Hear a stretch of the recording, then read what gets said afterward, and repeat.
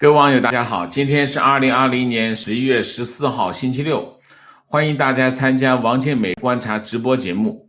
我们今天的题目是亚太超级自贸区 RCEP 签署，中国印，美国澳，这是一个迄今为止世界上规模最大的自由贸易区叫 RCEP 那么签署这个自贸协定的国家总共有15个亚洲太平洋地区的国家参与那么他们这叫 RCEP 的全称叫区域全面经济伙伴关系协定那么是11月15号视频会议签署。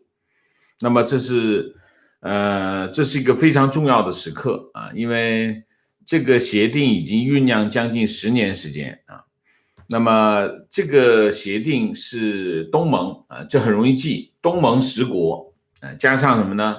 加上中国、日本、韩国、澳大利亚、新西兰就很容易记，澳洲、新西兰2个国家，再加上这个就是东盟加3东盟加3就是中国、韩国、日本3个国家，加上澳大利亚和新西兰这是世界上迄今为止最大的自贸区了它有多大呢？大概是这样，这15个国家人口加在一起是36个亿占全国78亿的人口将近一半这15个国家经济总量是27万亿美元，占世界 GDP 的33%贸易额，这10个国家的贸易额占全世界的1/3就是说 GDP 和贸易都占1/3，所以它是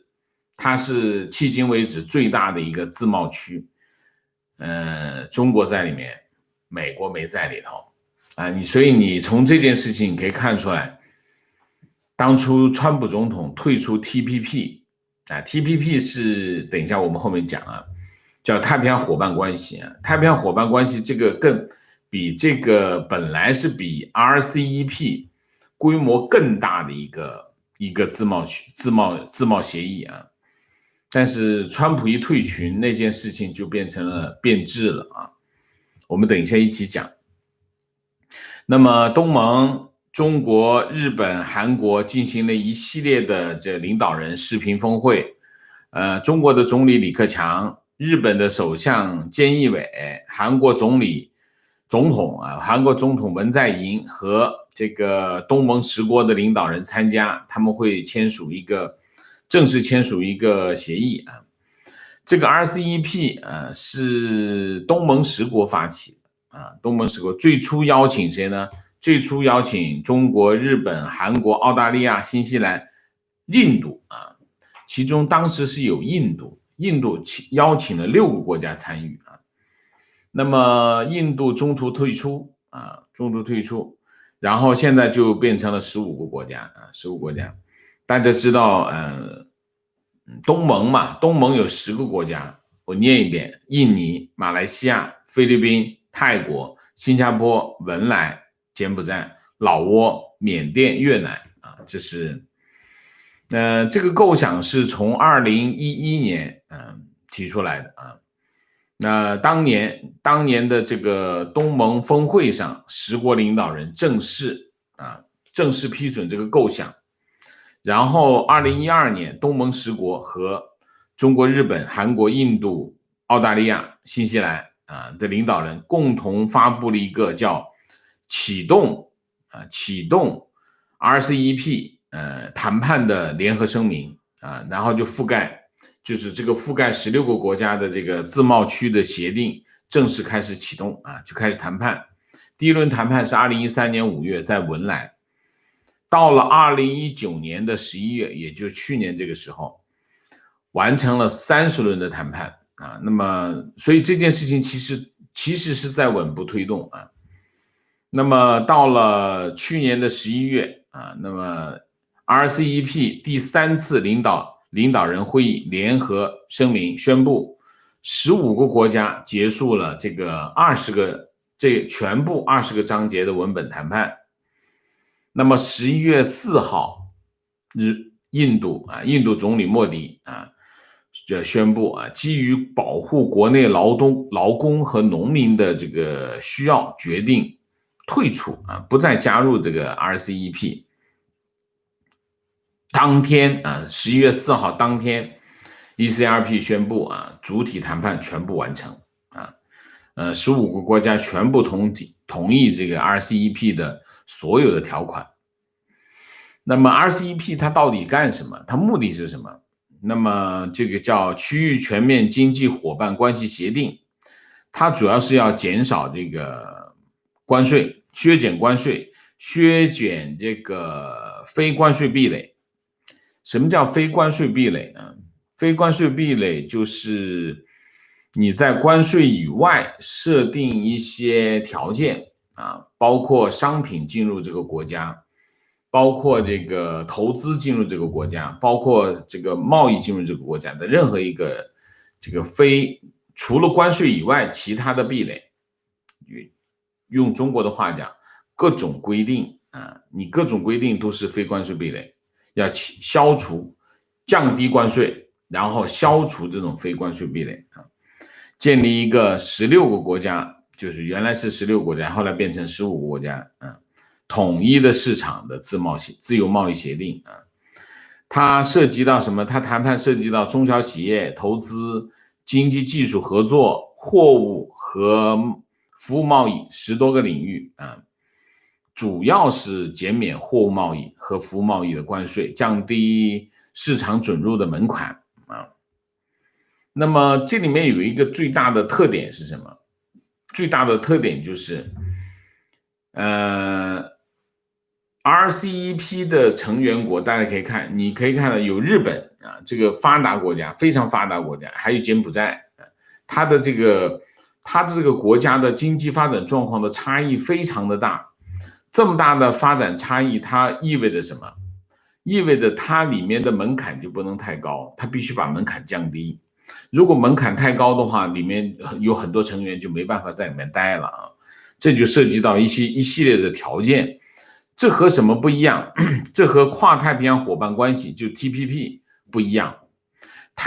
跨太平洋伙伴关系呢，它有很高的门槛，所以它当时的成员国，你可以看当时的成员国就不一样。那么他们这个 RCEP 呢，它门槛就降得很低门槛降得很低，有好有不好。好在哪里？好就是你覆盖的人群会足够多。不好在哪里？不好在你的自贸协定的这个含金量就比较低。含金量低呢，就是说你可能里面的成员国还会保留更多的非关税壁垒就是说我要保护这个农业那我就农业这块的门槛就不能太高要放低我要保护我的制造业，我要保护我的什么畜牧业，那畜产品的进口可能要设置一些条款，那门槛又不能太高了，就大概就是这个情况所以你看当初这个 TPP， 比如说日本美国加拿大这些国家，他就会把这个门槛提得很高。门槛提得很高的什么意思呢？就是你关税可能会降得很低，关税降得很低，然后非关税壁垒就会很少，因为它要求很高。很少的情况下，你这个自由贸易的这个效果就更明显。那你门槛太低，含金量不够，那你的这个自由贸易、自由通行的或自由投资的这个效果就没有那么明显。但是这里面叫什么？这个 RCEP 它真正的效果不仅仅是贸易上，不仅仅是经济上，更多的是什么？你把这件事情放在一个中美对抗这个大背景之下，你可以看这更多的是政治上。所以那么现在其实对于整个亚太经济来说，亚太经济贸易来说，其实最重要的是什么？最重要的一个地带就是东南亚。东南亚基本上是各国基本上现在变成了兵家必争之地，所以很多自贸协定都把东南亚纳进去啊，包括 TPP 都是要把东南亚纳进去，所以东南亚变成一个兵家必争之地，所以它不仅仅是我们讲这个自由贸易协定 RCEP， 它不仅仅是一个经济上的目标，它还有战略上的目标啊。那么这里面就这么说，它几个评价，国际评价是这样。彭博说，包括中国在内的15个亚太国家打造世界最大经济圈，是北京过去10年寻求更大程度经济一体化的高潮。这是彭博说的。路透社说很可能强化中国作为东南亚、日本、韩国经济伙伴的地位，也使中国处于更有利的位置，塑造本地区的贸易规则。就是中国在这件事情上，它最重要的目标是什么？中国其实在东南亚地区的影响力非常的大，但是它不够。它为什么？它要通过这些多边的组织去建立什么？建立规则。中国要的是制定规则的权利，是这个啊。日本共同社说，由于中国不是美国曾经主导的另一个大规模自贸协议跨太平洋伙伴关系 TPP 的一部分，中国在使得 RCEP 得以落实的过程中发挥了积极作用，也就是说，他没得去 TPP 就参加这个 RCEP 啊，让 RCEP 的作用更明显。那么，所以从这个评论来看，这个贸易协定 RCEP 是中国在亚洲影响力日益增强的一个体现，也是中国主导亚洲在贸易领域抗衡美国的一个棋子。那么，当然，RCEP 其中有一个很重要的推动力量其实来自于2个，第一个就是东盟。东盟是希望推动 RCEP， 让它在整个的世界经济版图中让它变得更加重要啊，然后它能够在现有的条件下能够快速的实现它的工业化。其实东南亚现在还面临的一个问题就是工业化的问题啊，所以你看整个东盟，它在不断的加入各个贸易组织。他什么贸易组织他是加入，什么都加入群啊，这是一个东盟是推动力。另外一个就是中国是通过 ECRP RCEP 来建立一个对亚洲贸易版图的这种控制能力。当然核心是什么？ RCEP 其实是给了中国一个支点，什么支点？推动它的一带一路。它的一带一路的战略在 RCEP 的这个平台上，它可以获得，你看一口气就搞定这么多，所以它获得了一个战略支点战略支点。那么大概是一个这样的情况啊，我看一下，讲讲这个过程啊。这里面有几个2017年啊，你看中国的在这件事情的态度的变化是很大的。到了2017年7月，这个中国就开始转变了。中国开始转变什么？转变对 RCEP 的态度。中国原来是你让我参加，好，我也参加一份啊。到了2017年的7月，中国的态度就变了。变了什么？变得非常的积极。为什么？2017年美国退出 TPP， 美国一退出 TPP， 中国发现机会来了。所以当时中国商务部的新闻发言人高峰就说，中国将坚持促谈、促和、促成，努力推动尽早达成现代、全面、高水平和互惠的协定。他这个态度一下子就转变了。美国一退群，中国就发现机会来了。所以呢，他就说什么呢？他就说，中国承认 RCEP 成员在政治体制发展阶段、经济体量、开放水平等巨大的差异啊，中国将始终坚持支持东盟在谈判中的核心地位，照顾大多数成员国的舒适度啊，就是你这个门槛高低没关系，关键得成就行。中国的态度基本上是这样啊。那么他是这样，中国这样的态度，那其他国家当然高兴啊。然后就是中国多次表示，如期签署这个 RCEP， 将充分展示区域国家支持多边主义和自由贸易，进一步深化经贸联系的积极意愿啊，就基本上就是这样。那我们来讲一下啊，这个 TPP 啊 ，TPP 其实，我们讲这个 TPP 是全称叫跨太平洋伙伴关系协定啊。那这是奥巴马总统任期美国这个重返亚洲战略的一个重要的组成部分。然后就是一直被认为，美国推动这个 TPP 一直被认为是美国建立和亚洲主要贸易伙伴联系的一个模式啊。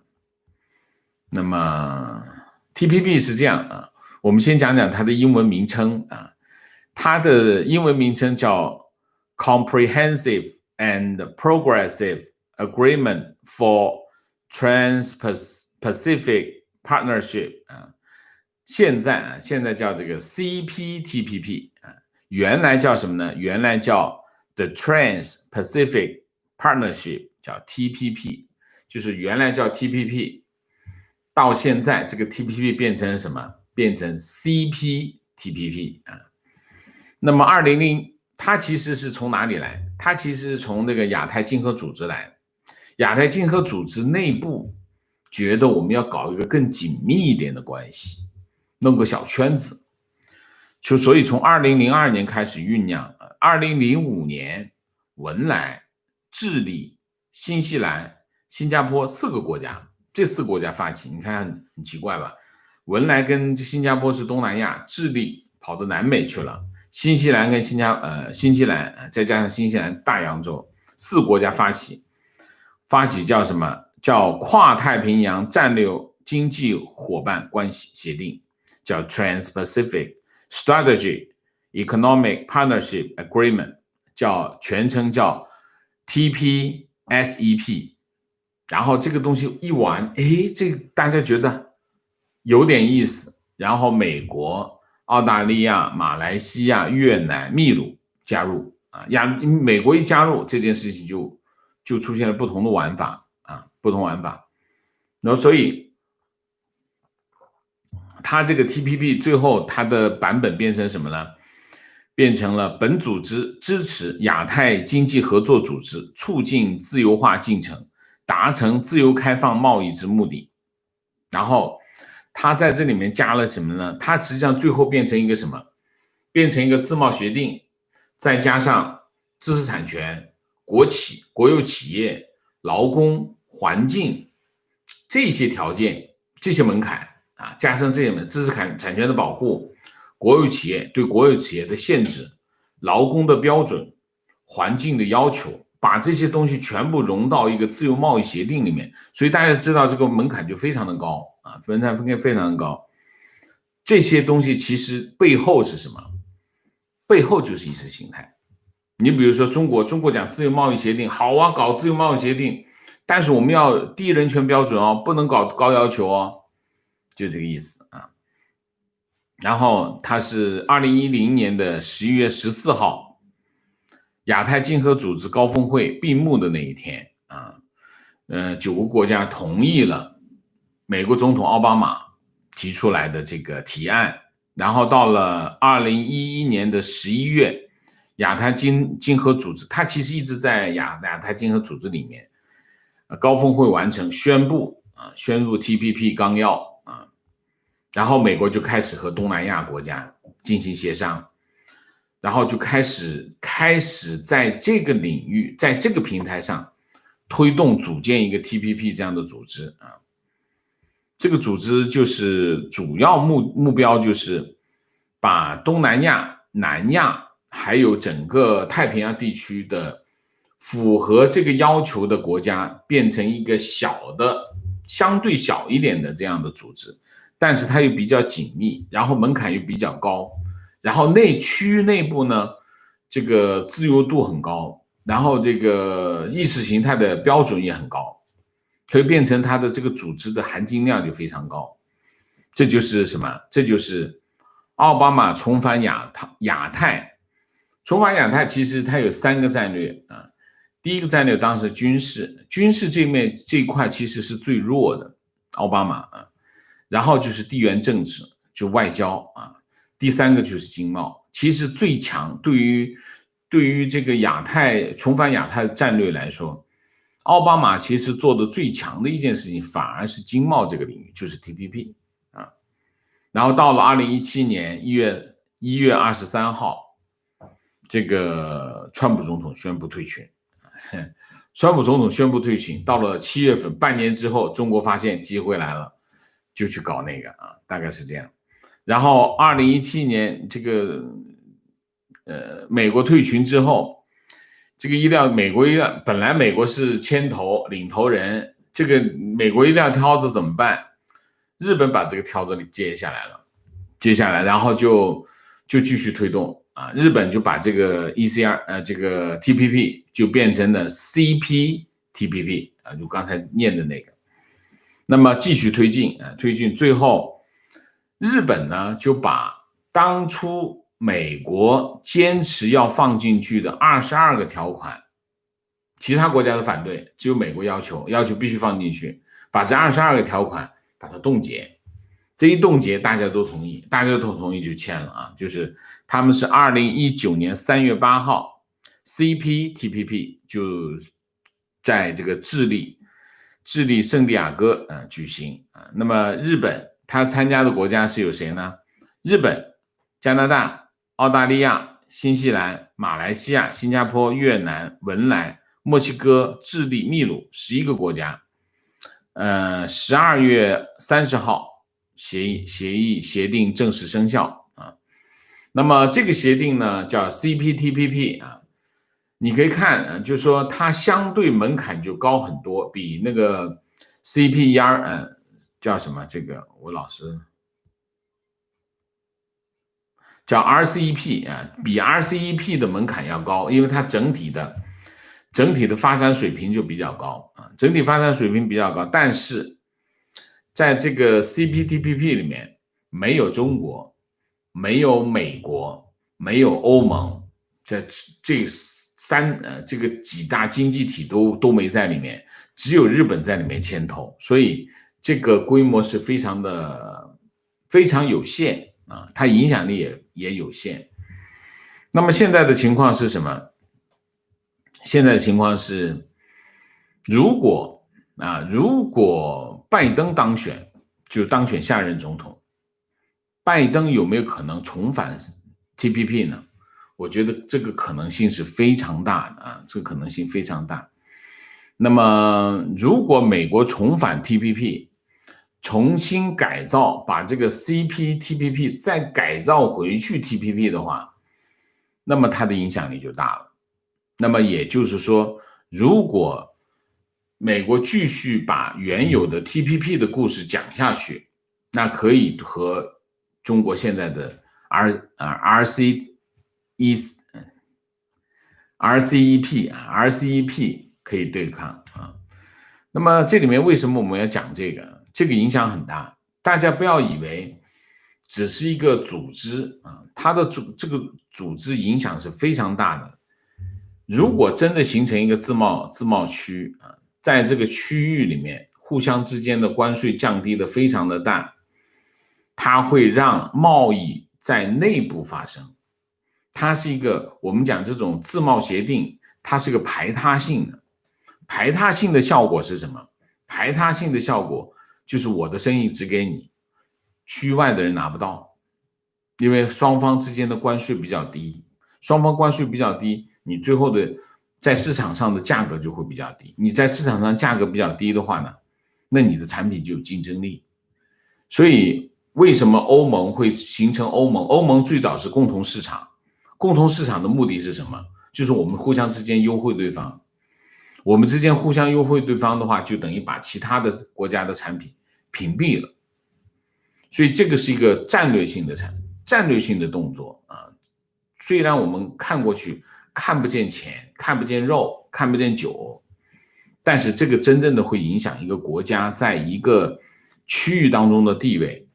你比如说，当初这个 TPP 如果它真的形成，然后慢慢的美国主导 TPP， 然后把一个个亚太的国家把它拉进来，拉进群啊。那如果只有中国在这个群外头，那你知道影响是什么吗？就是中国的产品进入这些国家的时候，它比其他任何国家的关税都要高，它的产品的竞争力就会下降。它还有一个后果是什么？当它产品竞争力下降的时候，这些企业就会想办法干嘛？把企业搬走，搬到那个关税比较低的地方去，所以就会产生产业链的流动啊，也迁移啊，改变经济版图。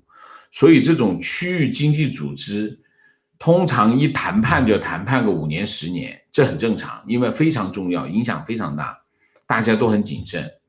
但是一旦它形成，它产生的影响，对当地对区域经济的影响，对整个的国家之间的态势，它影响就非常的大啊。所以它的最重要的作用就在这里啊。我们今天又没办法念这个下周前瞻了啊，我简单说一下下周前瞻。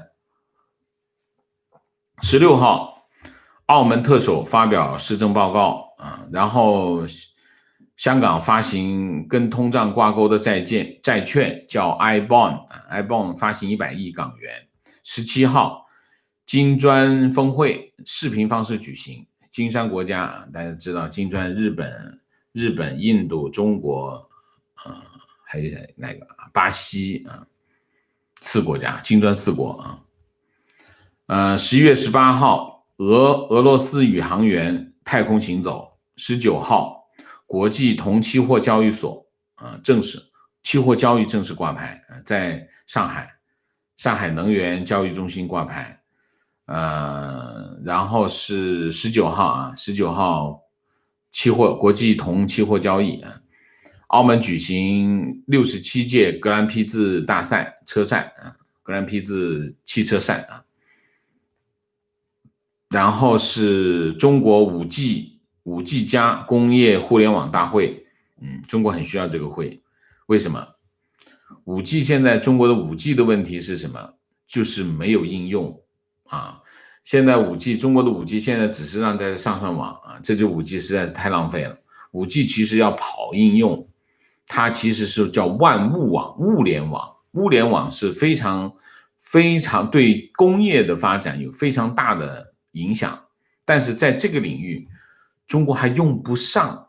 为什么用不上？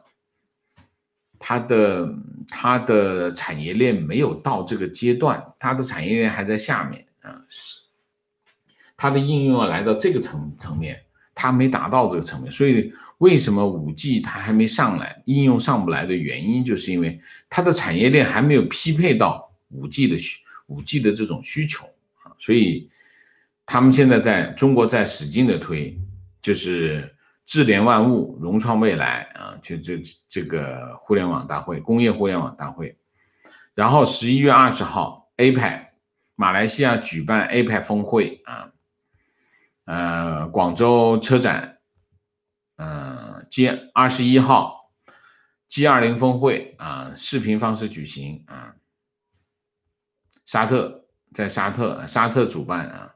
11月22号，香港和新加坡举行这个航空旅游气泡报，专属航班起航，就是两个国家两个地区进行对接啊，没了啊。下周大概就是这样，下周没什么重要的事情。好吧，那我们今天的主题就到这里，感谢大家的参与。我们进入互动啊，进入互动之前例行公事，请大家点赞，请新来的网友订阅，请大家加入我们的会员，支持我们做更好的节目。我这里特别要讲一下啊，就是有很多的网友在 PayPal 上面打赏啊，我在这里一并谢过啊。因为有很多网友不方便，所以不方便在这个聊天室打赏，因为不方便出名字，所以他们在 PayPal 上面打赏，或者是他支付方式不方便，所以用 PayPal 的方式啊，我这一并谢过。那好，下面我们进入互动啊，进入互动之前，跟大家说一下啊，就是最近，我发现我们的评论区啊，就是视频下方的评论区，越来越活跃，然后呢，我们的参与度也越来越高啊。那么我就发现气氛越来越好，我非常的高兴，我很喜欢啊。我跟大家说一嘴，我就觉得现在这个就是视频下方的评论区，气氛越来越好，参与度越来越高，我也愿意在那边回应大家。但是我请大家注意一点，在评论区，在这个视频下方的这个评论区呢，请大家发表自己观点，尽量的不要提问，因为我没有时间在那里回答大家的问题啊。那么还有一个就是，我也提醒大家，五毛就是用提问的方式引导话题的，所以我请大家尽量的提问到我们聊天室来提，然后就是在评论区发表你的观点就好，好吗？非常好，我觉得最近的这个评论区的氛围越来越好啊，大家可以经常去。那么还有一个就是我们的 Patreon 那边已经有一部分的网友去那边了，但是人气还是不足啊。那么 Patreon 有2个好处，一个好处就是没有广告，另外一个好处呢就是有音频啊。那么有音频呢，一些网友可以下载音频开车的时候听啊。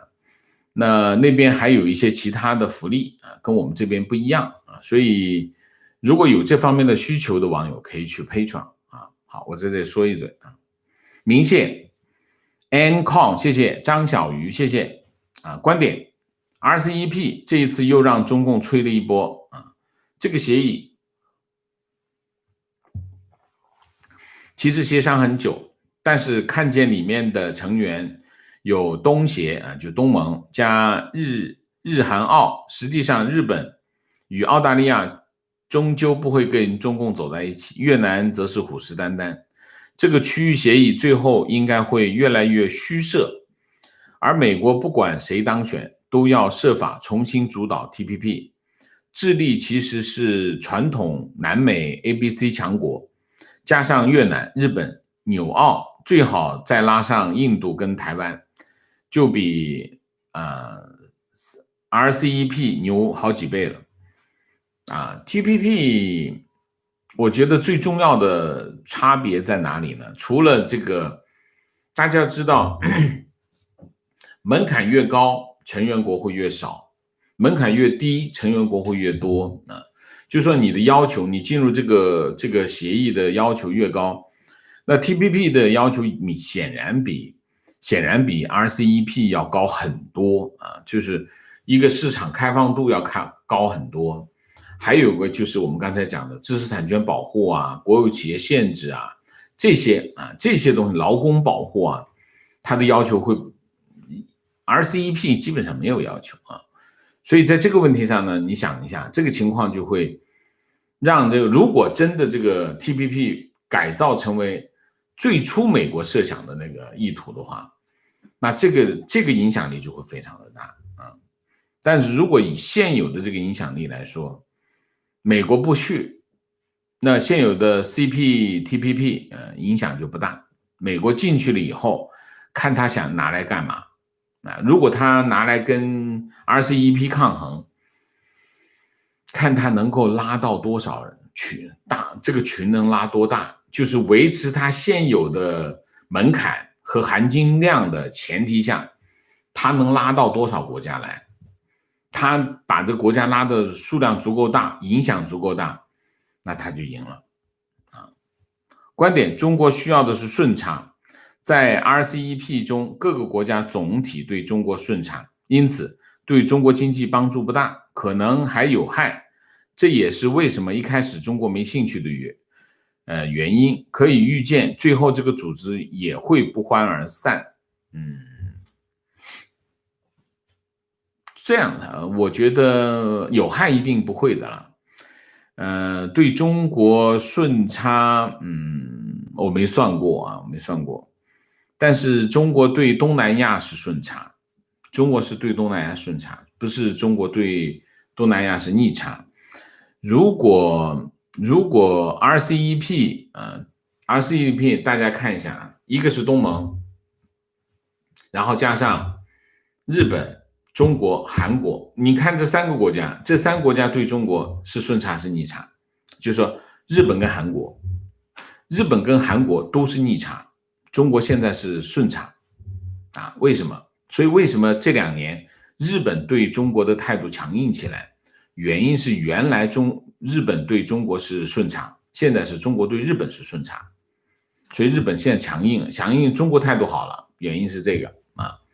韩国就毫无疑问，韩国一定是对华顺差，所以为什么韩国对中国的态度一直是非常的顺从？原因只有一个，就是因为韩国对中国是顺差。那么中国对整个的东盟来说，应该是我印象中是顺差。所以你说中国对 RCEP 总体对中国是顺差，应该是错的，应该是反过来啊，中国是有利的啊。但是这里面中国整体来说，对其他的贸易伙伴，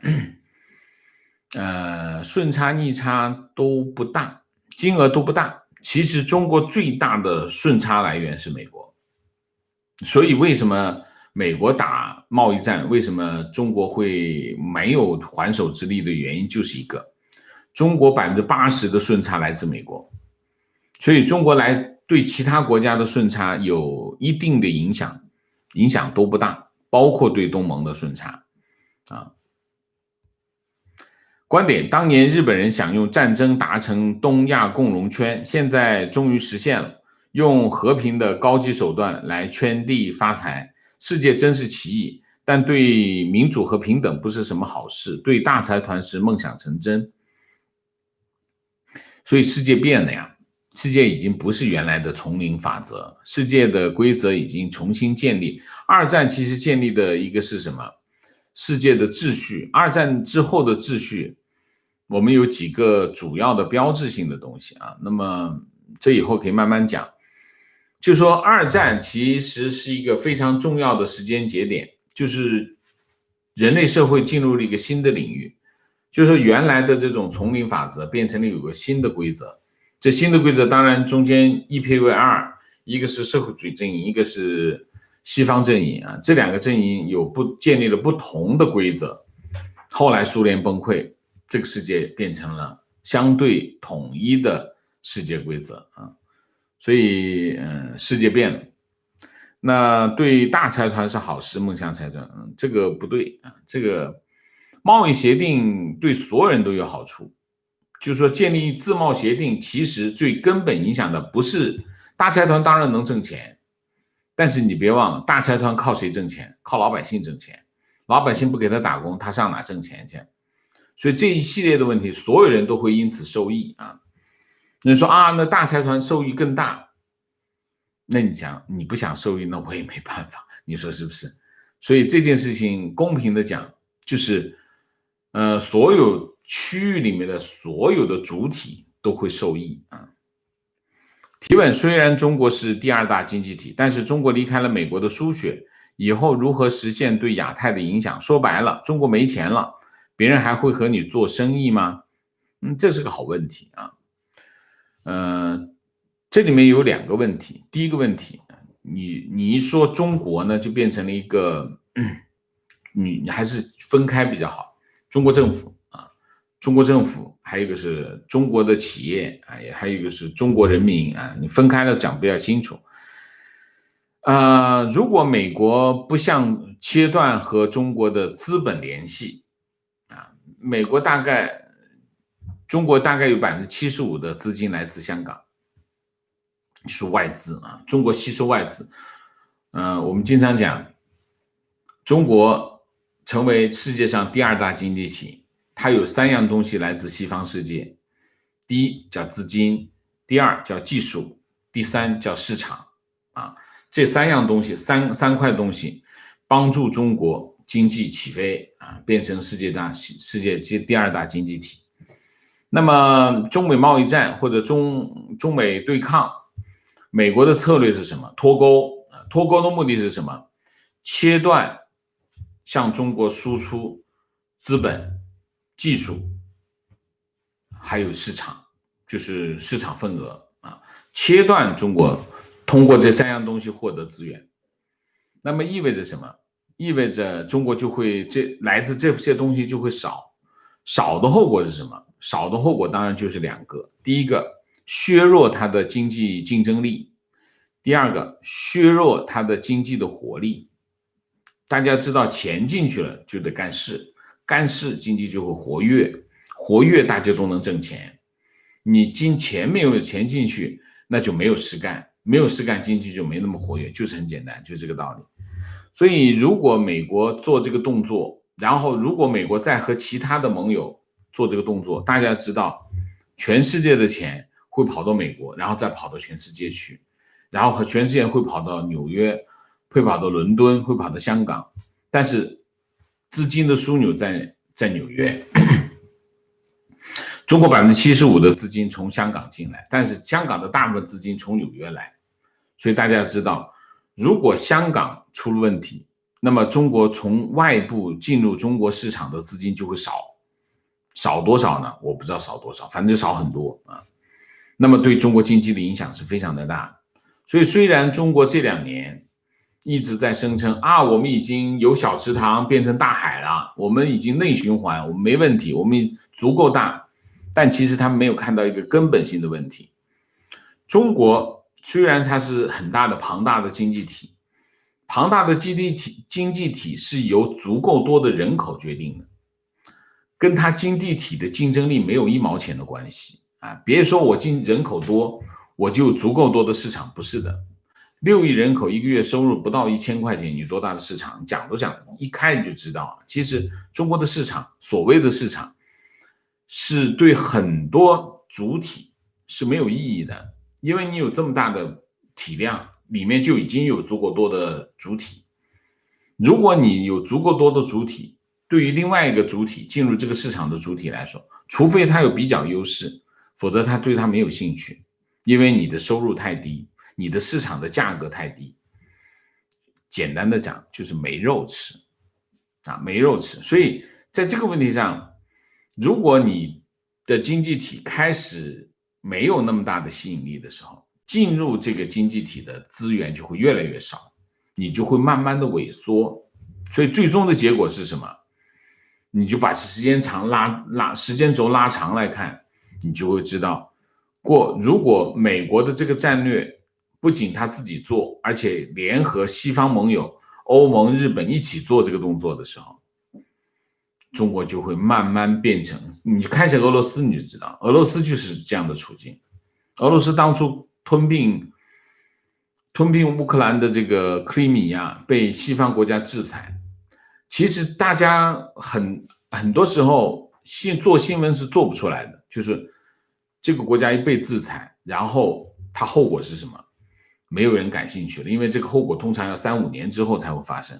3-5年之后发生，除非你还记得这个故事，3-5年之后再去做个访问，否则的话，这个故事很多人就觉得啊，制裁没有用的。你去看一下俄罗斯现在，你就知道有没有用，非常有用。影响非常的大，你看就俄罗斯，你看一下伊朗，你就知道什么叫崩溃，那就叫崩溃，那种级别的下跌就叫崩溃啊。中国呢，中国跟俄罗斯也好，跟伊朗比，这2个国家没办法跟中国比，因为中国的经济竞争力比这2个国家强太多，没有可比性。但是我是说，这2个国家，伊朗和俄罗斯，它其实反映了什么？反映了当一个经济体离开了西方国家，其实这里面有个生意叫什么生意，就是没肉吃的生意啊。比如说去中国出口东南亚，中国出口东南亚再多也是把厂子养着这些人吃饭，挣钱就不要想，因为单价太低。你只有出口到哪里？出口到美国，出口到欧洲、英国，出口到德国的产品，你才有肉吃，因为单价足够高，它有足够的 margin， 它能挣，这个企业能挣的钱，能买机器，能雇更多的人，能研发更好的产品。所以这里面核心的问题就是市场资源。所以我们讲，当中国离开了欧洲西方的资金、技术和市场的时候，中国经济就会萎缩。你看吧，如果当然前提是这件事情发生，这件事情如果不发生，那我们这个议题就不存在。观点：美国如果丢失高科技制造业，就是另外一个巴西。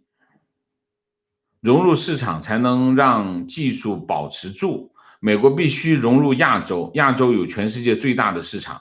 川普高估美国实力，当然，所有的市场都不能放弃啊。东南亚的市场还不如中国，所以美国对东南亚的态度有一半是基于现实的需要，那有一半是什么？有一半是基于战略的需要。所以，当然，美国当然不能放弃亚洲啊，亚洲很重要。亚洲有在中国沿海顶尖的城市，有非常非常好的发展趋势。你可以从北上广深这4个超大的城市，你可以看到有很强的需求啊。但是这4个城市并不代表中国，代表中国的是广袤的内陆，广袤内陆贫穷、封闭。那所以所以中国给大家的一个假象是什么？给大家看北上广深，然后用14亿人口来描述中国，理解吗？这其实是叫什么？就是告诉大家，中国，你看中国是什么？北上广深，然后就告诉他，北上广深我们有14亿啊，大家就觉得这不得了，但其实不是这样。北上广深是有整个沿海城市非常的厉害，这是中国最前沿、最先进的部分，它需求没有问题，它也是个很好的市场，但是它没那么大，它没有那么大，它没有说的中国14亿人口那么大，所以中国就对美国来说，它要进的是什么？北上广深沿海城市，它对内陆没兴趣。东南亚其他国家也是一样，曼谷不错。但泰国其他地方不行，一样的啊。马来西亚科伦坡也不错啊，科伦坡也不错，但是马来西亚其他地方也不行。亚洲国家的情况都是有点类似，就是它核心的地方发展在中心城市，但其他地方就非常落后，就是这样。所以需要吗？需要，但是有没有那么厉害？也没那么厉害啊。对于一个企业来说，我就去中心城市设个点，把我的产品卖过去就好，也没有问题啊。所以也不要高估了亚洲的需求，亚洲需求没那么大。你看一下美国的一些跨国公司的业绩，你就知道，它在全世界的市场份额，它利润来自于哪些地方，你看得很清楚。比如说汇丰银行，它在中国耕耘了多少年，它在中国的盈利有多少？他在美国，最后美国出的问题是什么？所以你看一下就知道，对于企业来说，中国市场很重要，亚洲市场很重要。为什么？它意味着成长，因为它有成长，有需求开始慢慢出来，但是它也是有限啊，也是有限。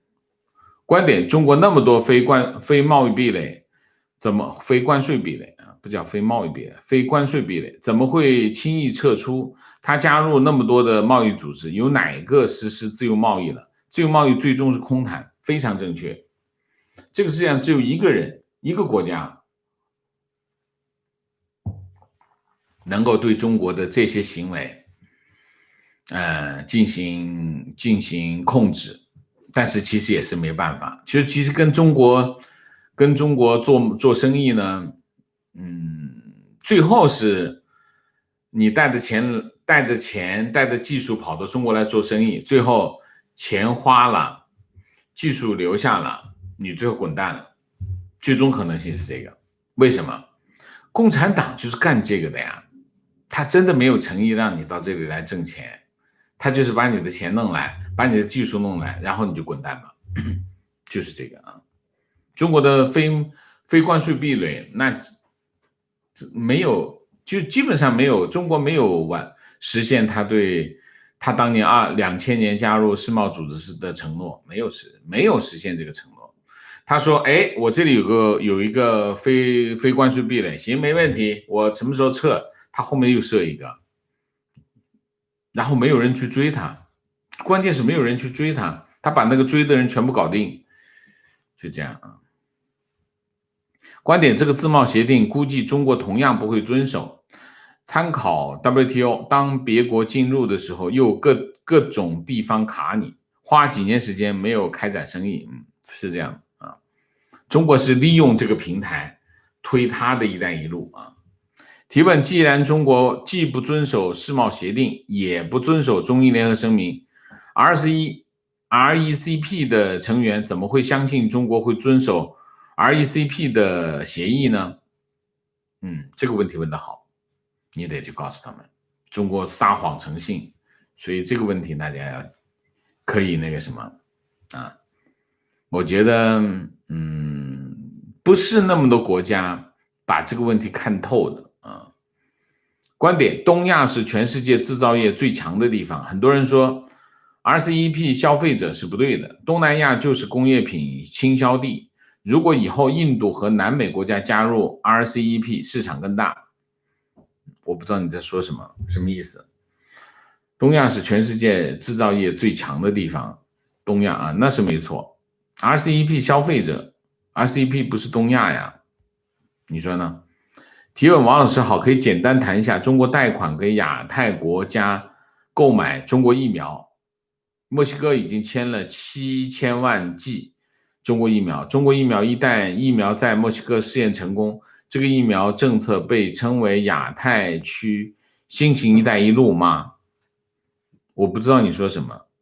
中国现在是在推他的疫苗啊，别人不敢买啊。巴西不是刚刚停掉吗？就是他疫苗不过关嘛。我都讲过，在中国的疫苗政治优先，讲政治。中国研制疫苗讲政治，现在的政治是什么？抢谁先出闸。所以他其他的规则都会为他的政治优先让路，所以你中间的安全性，你的问题你就没有保障了。我不是说他一定有问题，我只是说他的风险会非常大，因为他讲政治。你知道一讲政治，什么烂事都能干得出来的。你记得吗？陈薇讲陈薇就是接管那个武汉病毒研究所的陈薇啊，是个少将啊。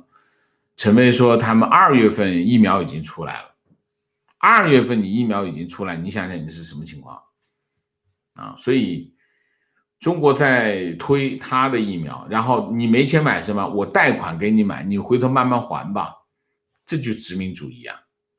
殖民主义就是这样，当年的殖民地就这么干的，西方殖民者就是用这种方式去全世界扩展的，所以很多人骂中国“一带一路”是殖民主义翻版，也没有骂错啊。观点：东南亚是人民币国际化的通道，美国失去东南亚，美元支付储备份额会迅速下降，所以好好想想，川普的孤立主义给美国带来了什么？没有贸易支撑，美元逐渐废纸化。你把100年的事情或者200年事情一下浓缩在一句话里面，你怎么说都没问题，因为中间那些东西你都不用管的逻辑啊，所以我基本上不同意你的观点啊。如果我们把事情这样去陈述的话，你可以讲世界上任何一件事情，不用承担任何的成本，因为你完全不需要为你的论点提供有逻辑的支撑，那随便讲什么都行啊，你说是不是？所以我不赞成我们去发表这种言论，发表这种言论，你跟随地吐痰有什么区别？你说呢？观点要打价值观战争，就要暂时放弃利益，什么都想要，怎么和土共斗？这就是个平衡，就是说，一方面你要让一个政策可持续的发展做下去，这个政策才会有效果啊。另一方面，你让它持续下去的其中一个前提就是它必须有利益，你能够有利润，让它才能够持续下去。所以一个政策制定一个政策非常困难在哪里？一方面，你通过这个政策让企业或者让其他人帮你做这件事情能够得利；另外一方面，这个政策呢又有你的意图，又能实现你的意图，这很困难。所以制定这种政策很困难。制定一个花钱做的事情的政策很容易，只要你有预算拨款，它就能执行下去。但是难在哪里？你要说服国会批准你这个拨款，那你就要想清楚，你说能不能说服他们？你要么制定一个政策，你不用拨款，你这个政策一下去，企业能获利，而能够通过企业的获利实现你的目标，这就是什么？这通常就是贸易政策。贸易政策经常或者就是，我鼓励大家去做一件这样的事情，不用花钱，这件事情正好符合企业的利益，又能实现你的目标，这就很牛逼啊，这就很厉害啊。提问：这样是否对中国企业去东南亚开厂避开美国关税有利？没有关系。为什么？因为它是贸易政策。贸易政策的话，对于中国企业去产品去东南亚这些就是成员国是有利的，但是对设厂没有关系。设厂你已经变成那个国家的企业，你都不需要跟这个协定没有关系了，因为你已经跑到另外一个国家。你比如说美国这对中国的企业征收关税，你直接把厂子搬到越南去，跟越南是不是这个成员没有一毛钱的关系。然后你的产品是出口美国的话，没有影响，理解吗？观点一战，李克强提出6亿人月收入1000元的报告。我发现一个事实，就是依照日本的最低收入标准，大概一个月拿1万人民币。中国有达到这个水平的家庭大概只有2000到3000万人，但日本有1亿人口，而且中国的房价比日本贵非常非常的多，中国的消费能力可能比日本还要差，还差。这样看，东亚的消费市场依旧是日本加东亚4小龙，非常正确，这个判断是非常正确的。当然你掐尖是有的，我说掐尖就是中国的沿海的4个城市，那有啊，那是有的，那个消费水平可以比肩日本，但是你只有4个城市啊，这4个城市啊，所以基本上你的判断是对的啊，那个中国的消费能力跟日本没办法比。那你说啊，中国的游客跑到日本去消费很疯狂啊，那别人攒了5年的钱跑到那一次性花掉，那当然很猛啊，这个不能比，跟日常过日子没办法比啊。观点：中共一贯秉承的做法是，任何国际组织只要对自己有利就尽量加入，不计代价，然后利用国际组织而自己什么规则都不遵守，非常准确，这就是中国的做法。提问：中国促成这个 RCEP 更多的是出于政治意图，而且不说东盟10国，单说经济发达的韩国、日本和澳大利亚、新西兰，他们甘愿被中国当棋子吗？那这件事情是这样 ，RCEP 呢是东盟10国是主导，中国只是加入，所以中国利用这个平台当然可以，但是你说中国利用这个平台把其他国家变成棋子，我们经常不要把别的国家当棋子好吗？因为什么？他有些事情会跟你合作，有的事情他会不理你嘛，是不是啊？当把另外国家当棋子的时代已经过去了。什么时代是把其他国家当棋子？冷战时期，或者是2战之前。为什么呢？因为在二战以前，就二战以前，基本上这个世界是个丛林法则，就是我只要实力，我就能够支配其他国家。那我们英国跟德国开会决定捷克的未来，那就真的棋子，捷克就是棋子，我不要了，你拿走。那德国跟签一个慕尼黑协定，就把捷克卖掉出卖了，那就是棋子。二战之后，其实这个世界的秩序已经重新建立了，这个事情已经不发生不了了。所以为什么会出现代理人战争？代理人战争就是原来的这种棋子的这种角色不存在了，所以才会出现代理人战争，就这个意思。你去影响其他国家，你能去推动一些事情，但是你不能把其他国家当棋子了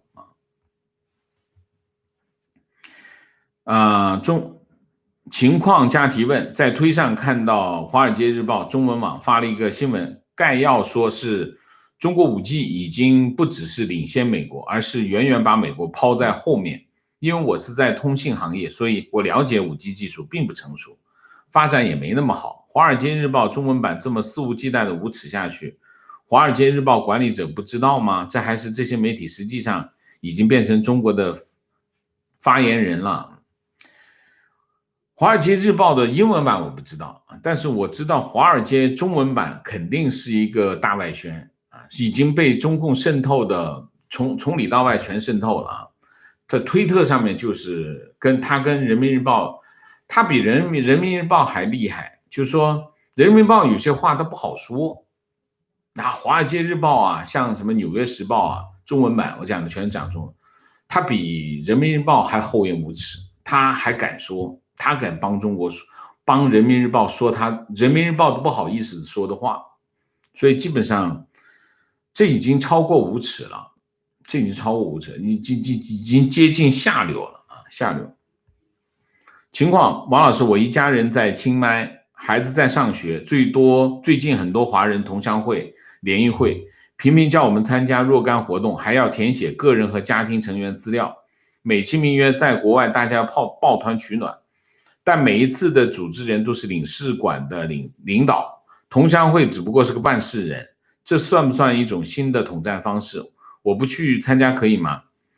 这就是统战，这就是统战这就是经典战例同乡会、联谊会各种，然后你去，然后就拿你的资料，然后把你捆到里面去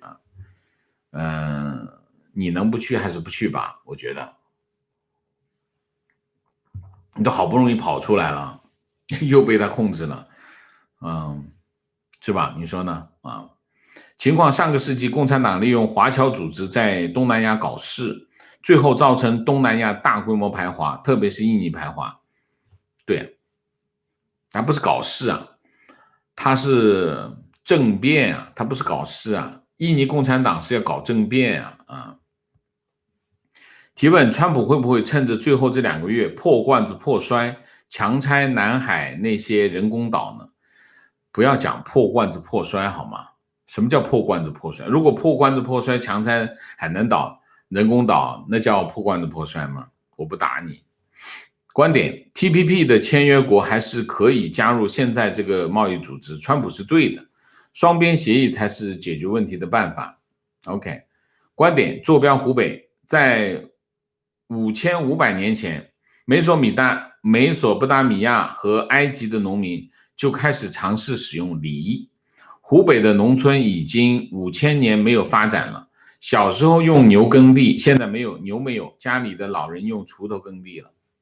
情况：某委员通知各村社区城乡居民养老保险享受待遇人员生存认证工作开展已经3个多月，月末在网上进行认证的人员养老金全部停发。没在认证的人养老金全部停发。